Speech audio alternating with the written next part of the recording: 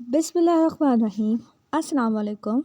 In this video, we are going to discuss about discovery of electron. Electron की discovery को discuss करने से पहले सबसे पहले हम लोग इसका बैकग्राउंड देखते हैं और ये देखते हैं कि इलेक्ट्रॉन को डिस्कवर्ड क्यों किया और किस साइंटिस्ट ने किया।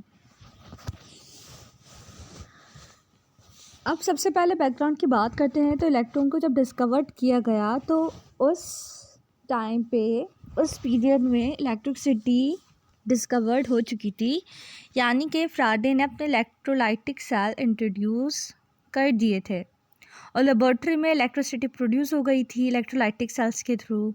स्पार्क पर भी काम हो चुका था, यानी कि स्पार्क भी प्रोड्यूस किया जा चुका था। लेकिन फिर भी रिलीजियस जो लीडर्स थे वो लोगों को ये कहकर डराते थे कि बिजली जो कड़कती है, बारिश होने के बाद जो थंडर स्टॉर्म आता है, वो बेसिकली एक अजाब होता है। तो इस बात पर जे थॉमसन ने वर्क किया कि बिजली कड़कती है तो क्यों कड़कती है, थंडर स्टॉर्म आता है तो क्यों आते हैं, और इस तरह आसमान पर एक शाइन प्रोड्यूस क्यों होती है। जे थॉमसन ने इस चीज़ पर वर्क किया लेबॉर्ट्री में और इसका साथ दिया विलियम क्रूक्स ने। इसलिए हम लोग कहते हैं कि इलेक्ट्रॉन को डिस्कवर्ड किया गया जे थॉमसन और विलियम क्रूक्स ने, दोनों ने किया। लेकिन डिस्चार्ज ट्यूब एक्सपेरिमेंट को परफॉर्म किसने किया? विलियम क्रूक्स ने। और इलेक्ट्रॉन को नेम किसने दिया? जॉर्ज जॉन स्टोन ने। 1897 में डिस्चार्ज ट्यूब एक्सपेरिमेंट के थ्रू इलेक्ट्रॉन को डिस्कवर्ड किया गया। सबसे पहले हम लोग देखते हैं कि विलियम क्रूक्स ने किस सेटअप के थ्रू ये एक्सपेरिमेंट परफॉर्म किया। विलियम क्रूक्स ने जो अपैरेटस यूज़ किया अपने एक्सपेरिमेंट में इलेक्ट्रॉन को डिस्कवर्ड करने के, सबसे जो फर्स्ट अपैरेटस था वो था एक ट्यूब जिसको हम लोग कहते हैं डिस्चार्ज ट्यूब। अब बेसिकली ये ट्यूब कैसी थी? जैसे ट्यूब लाइट्स होती हैं वैसे ही विलियम क्रूक्स ने एक ट्यूब ली और उसमें 2 इलेक्ट्रोड्स को क्या कर दिया? सेटल कर दिया, यानी कि 2 इलेक्ट्रोड्स को कनेक्ट कर दिया बैटरी के थ्रू।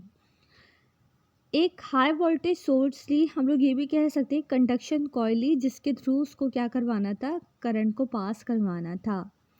देन इसने ट्यूब में से एयर निकालने के लिए, एयर को वैक्यूम आउट करने के लिए एक वैक्यूम पंप भी यूज़ किया। विलियम क्रूक्स, अब जब हम लोगों ने इसका सेटअप देख लिया तो as we all know that, हम सबको पता है कि बेसिकली जो गैसेस होती हैं वो बैड कंडक्टर्स होती हैं।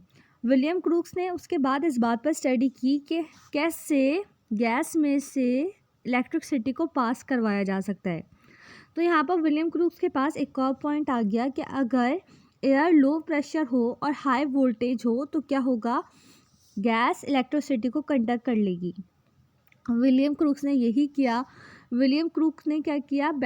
ट्यूब के अंदर का जो प्रेशर था उसको लो कर दिया, यानी कि 0.1 Hg लिया, और यहाँ पर जो वोल्टेज की सोर्स थी वो हाई वोल्टेज लिया, और वोल्टेज कितना लिया? 10,000 kV, यानी कि इतना 10,000 किलोवाट विलियम क्रूक ने वोल्टेज लिया।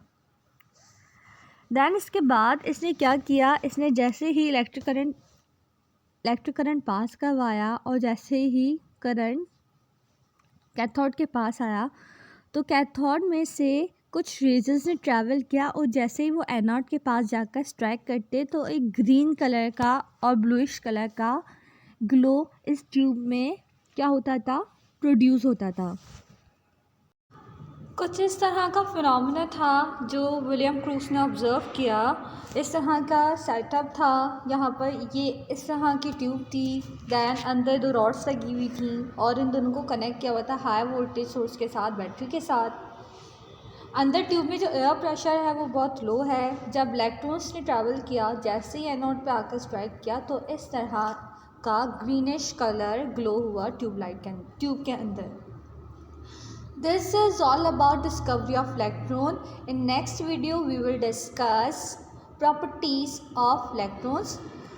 Thanks for watching.